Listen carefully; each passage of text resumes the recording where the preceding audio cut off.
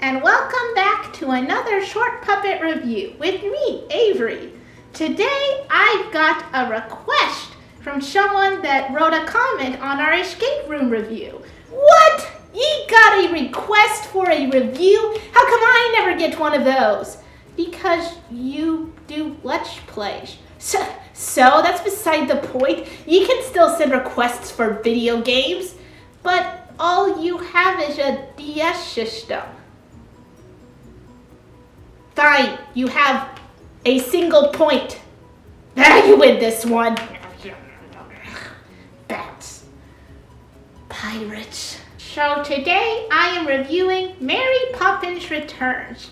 This was a movie that, even though it's not technically a remake, it feels a lot like one. And I'm going to get to the point of why that is. Disney's kind of on a roll with doing a lot of their previously big-time works and making either remake versions of it or sequel versions of it to bring back that sweet, sweet nostalgia cash. And Mary Poppins isn't really that different in that aspect. I mean, it's pretty hard to tackle what was already considered a perfectly flawless film in the first place, much less to add on a sequel, especially knowing that the original author, P.L. Travers, didn't even want any movie adaptations of her books. In fact, there's a whole movie just about her arguing with Walt Disney about having any sort of adaptation in the first place.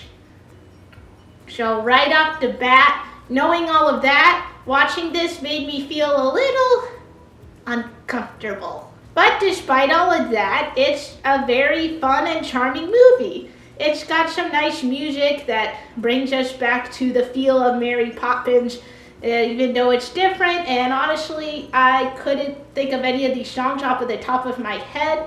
It just very much sets the tone and the mood that was in the original movie. The visuals were very charming. It was nice to see 2D animation mixed in with the live action, just like in the first one. But that's kind of where the biggest problem of this is. It follows a lot of the same beats that the first one does. And in that way, it acts very much like a Disney remake.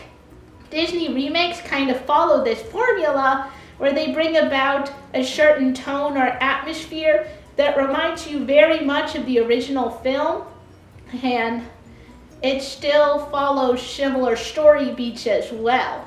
Here, the Mary Poppins sequel, we get a lot of the same line, dialogue, and then song. And it's almost the exact same amount of line, dialogue, and song that was in the first one. You have a little bit of dialogue, and then you got a song for this part at the beginning. You got a song for when Mary Poppins first comes in. You got a song about her doing something magical that the kids are astonished by. Then you've got the whole animation sequence, which is another song moment. Then you got some minor conflict in the middle.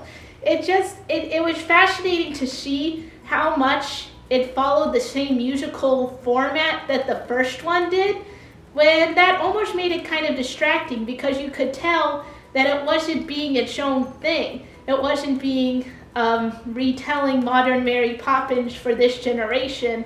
It was just trying to bring back the same feeling that the original one had. And as much as you can try the best you can, that's just not possible. With that in mind, it's not a terrible movie. It's a very fun and charming movie. And, well, Lin-Manuel Miranda's in it. He's really rocking any Disney thing he's in at the moment, isn't he? Boy, he's just killing, although his Cockney accent was a little weird and very Dick Van Dyke-ish, and it's been stuck in my head ever since I heard it. I can still hear it now. Just a harsh Cockney tones. I don't know how you pull that off, but boy, once you pull it off in a certain way, it just sticks in your head. I'm not so sure if that's a good thing.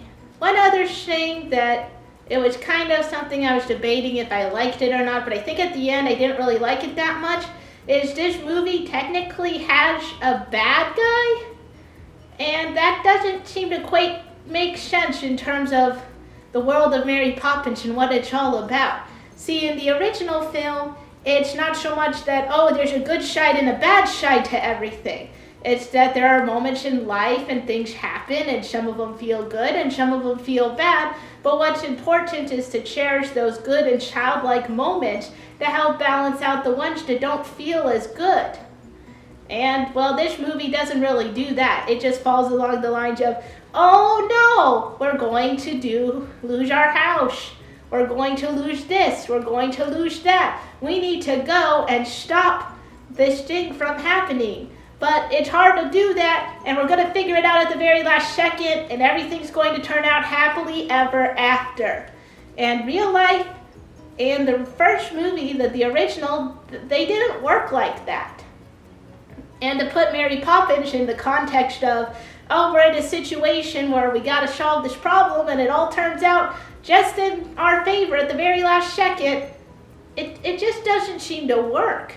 You can pull it off with the Christopher Robin movie you did, but you can't pull it off with this one. You're not fooling me twice, Disney. With all of that being said, if you just want to go to the movie theater to experience the same sensations that the first Mary Poppins gave you, those warm, excited feelings and the visual spectacular sights, then you can go see this film. This is for you.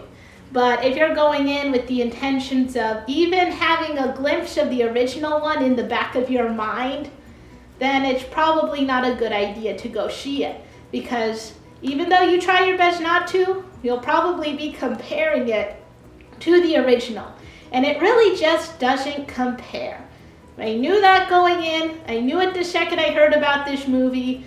And, well, they tried their best, but it just doesn't quite capture the true magic that the first Mary Poppins brought. And I don't think anything quite ever will. It's just one of those things that needs to be left alone to stand the test of time. Kind of like The Lion King, but we already know what they're doing with that. That is the end of my review on Mary Poppins Returns.